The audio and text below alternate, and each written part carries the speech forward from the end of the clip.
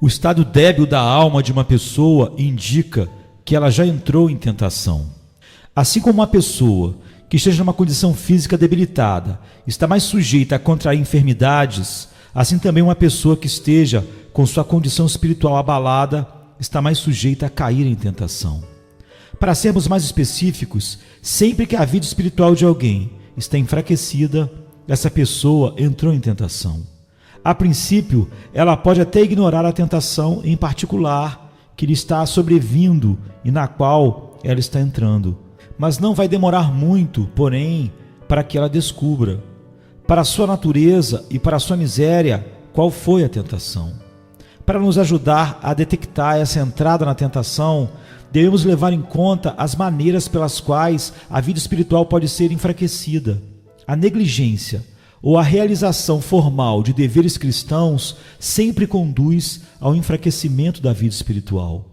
Quando uma pessoa pode se omitir no cumprimento de seus deveres ou se contentar com uma realização descuidada e inerte deles, sem o prazer, o gozo ou a satisfação que sua alma outrora gozava, então essa pessoa está se tornando espiritualmente fraca. Esta é uma regra confiável. Se o coração de um cristão se esfriar, se tornar negligente ou formal na adoração a Deus, uma ou outra tentação começou a agir no seu coração. O amor ao mundo, ou o orgulho, ou a impureza, ou busca dos seus próprios interesses, ou a malícia e a inveja, uma coisa ou outra tem possuído o seu espírito. Para tomarmos emprestado as palavras de Oséias, as cães já se espalham sobre ele, e ele não sabe. Oséias 7:9b. É importante estarmos alertas, sabendo que um cristão, especialmente por questão de consciência, pode participar de todos os movimentos de um culto, tais como oração, leitura da Bíblia e ouvir a pregação e a adoração com o coração frio e insensível. Não há vida real na mera execução desses deveres. A igreja em Sardes conservou a execução dos deveres religiosos. Foi dessa maneira que granjeou a reputação de estar viva, mas o Senhor sabia melhor. O seu veredicto foi: você está morta ou prestes a morrer, como está em Apocalipse 3:1 e 2. Há tão grande proximidade entre a nova natureza e os deveres da adoração a Deus. Essa proximidade é ilustrada maravilhosamente no Salmo 119, que estas não serão mantidas em separado, a não ser que alguma tentação secreta torne a alma doentia.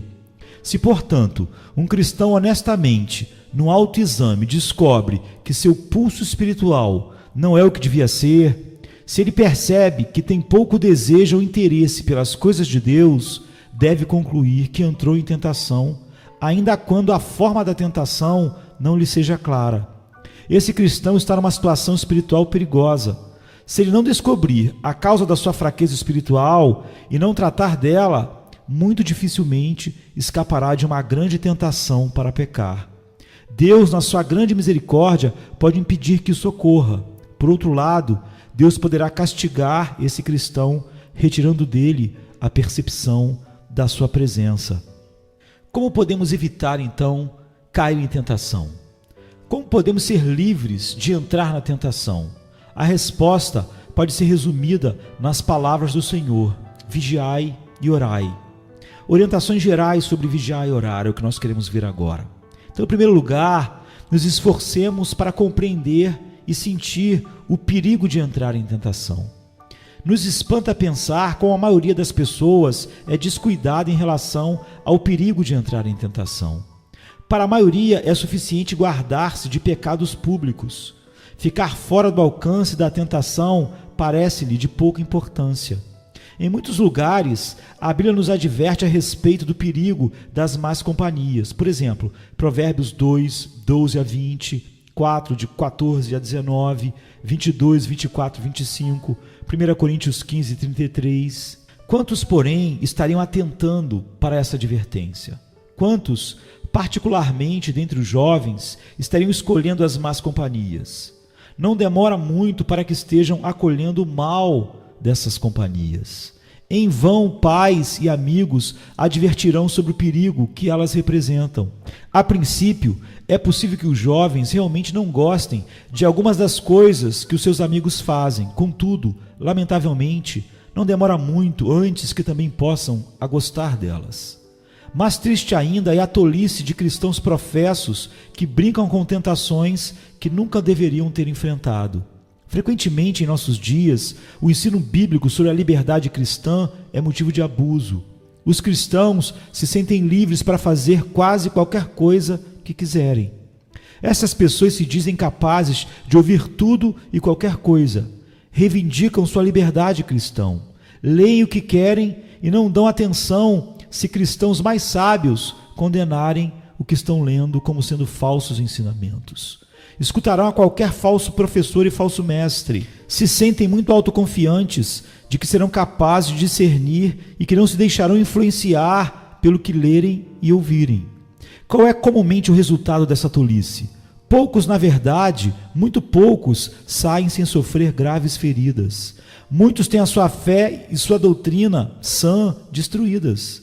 Ninguém tem o direito de dizer que teme o pecado se antes não teme a tentação para cometê-lo. O pecado e a tentação são apresentados sempre juntos por Satanás, e é extremamente difícil para qualquer pessoa separá-los. Mantendo o princípio da liberdade cristã, precisamos nunca nos esquecer do princípio igualmente importante que diz: todas as coisas me são lícitas, mas nem todas convêm. 1 Coríntios 10, 23. Será que certos lugares aos quais eu vou, certas companhias de que me cerco, certos alvos que tenho traçado para a minha vida, tornam-me frio e descuidado? Será que impedem minha obediência constante e total a Cristo? Se isso estiver acontecendo, devo exercer a minha liberdade e evitá-los. Será que eu desejo evitar entrar na tentação? Preciso então ser sensível à minha própria fraqueza e depravação. Preciso também estar alerta quanto às artimanhas de Satanás, à malignidade do pecado e o poder da tentação. Devemos gastar tempo diariamente considerando o grande perigo em que nos envolvemos quando entramos em tentação. Pensemos nas prováveis consequências. Que coisa terrível entristecer o Espírito de Deus, perder nossa paz e colocar em perigo o bem-estar eterno de nossas almas. Tenhamos por bem certo o seguinte: se desprezarmos a tentação, ela nos dominará. Por outro lado, se formos sensíveis e vigilantes, metade do esforço para não entrar em tentação já terá sido feito. Estejamos convencidos da nossa incapacidade para nos guardar de entrar em tentação. Quanto mais claramente percebermos que não há poder em nós para nos guardar da tentação, mais sentiremos nossa necessidade de orar por socorro. Este é outro meio de nos preservarmos. A maior parte das pessoas reconhece sua necessidade de ajuda quando entra em tentação. Nesses momentos, poucos confiarão na sua própria força para vencer a tentação. Antes, clamarão ao Senhor para que o socorra. O Senhor nos ensina que é tão importante orar para não entrar em tentação como é para pedir socorro depois de termos entrado nela. Nosso Senhor nos ensina de duas maneiras a nossa necessidade de sermos guardados de entrar em tentação pelo poder de Deus. Em primeiro lugar, Ele nos ensina a orar: não nos deixe cair em tentação. Mateus 6,13. E nos diz: vigiai e orai para que não entreis em tentação. Mateus 26,41. Ensinando-nos a orar dessa maneira, Ele está nos mostrando que devemos colocar nossa confiança no poder e na sabedoria de Deus, não na nossa, para nos guardar da tentação. A segunda maneira pela qual Ele nos ensina é pelo seu próprio exemplo. Ele mesmo ora pelo seu povo para que seja guardado do maligno. João 17,15. Ele sabe que há muitos modos diferentes de entrarmos em tentação. Ele sabe que podemos entrar em tentação sem que percebamos. Sabe como a tentação é poderosa e como ela pode ser enganosa e sutil. Ele conhece a nossa ingenuidade, a nossa fraqueza e a nossa propensão para sermos descuidados. Tem, por isso, nos orientado no sentido de colocarmos nossa confiança numa sabedoria e num poder superiores àqueles que possuímos, para que sejamos guardados de entrar em tentação. Precisamos aprender a falar frequentemente conosco mesmos, lembrando-nos de coisas tais como: eu sou pobre e fraco. Satanás é sutil, poderoso, ardiloso e está sempre de olho numa oportunidade adequada para me tentar. O mundo, especialmente quando Satanás se vale dele como seu instrumento, é atraente, persistente e cheio de modos enganosos de me tentar. Minha própria natureza pecaminosa é forte e está sempre pronta para me trair na hora da tentação. Tudo ao meu redor é uma variedade provocadora de oportunidades adequadas para satisfazer meus desejos pecaminosos. Sou lento em perceber o que está acontecendo. Se for deixado sozinho, serei presa fácil antes mesmo que perceba. Só Deus pode me guardar de pecar, como Judas 24 diz. Preciso orar com confiança àquele que é capaz de me guardar de entrar na tentação. Se procedemos fielmente dessa maneira, estaremos constantemente nos entregando aos cuidados de Deus. Nada faremos e nada realizaremos sem antes buscar sua vontade nessa questão. Tal atitude de oração nos dará duas vantagens. Primeiro, se orarmos dessa maneira, receberemos a graça e a compaixão de Deus. Ele que promete ajudar os fracos.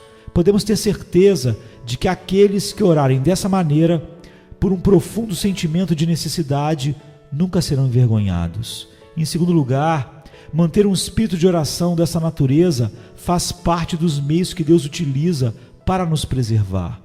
Se estivermos cientes da nossa necessidade e olhando para Deus para que Ele nos supra os recursos necessários, seremos cuidadosos na aplicação a nós mesmos dos meios que Deus tem apontado para a nossa preservação. O próximo passo é que exercitemos a fé na promessa divina de nos preservar. Crermos que Deus nos preservará é um meio de sermos preservados. Se confiarmos na promessa de Deus e orarmos pela preservação, Ele nos guardará de entrarmos na tentação, ou nos dará um meio de escape, como está em 1 Coríntios 10:13. Deus prometeu que nos guardará em todos os nossos caminhos, como está no Salmo 91:11, que nos guiará e nos conduzirá, como está no Salmo 32:8, e nos livrará do maligno, como está em Romanos 16:20. Precisamos confiar ativamente nas promessas de Deus e esperar que Ele seja fiel a elas.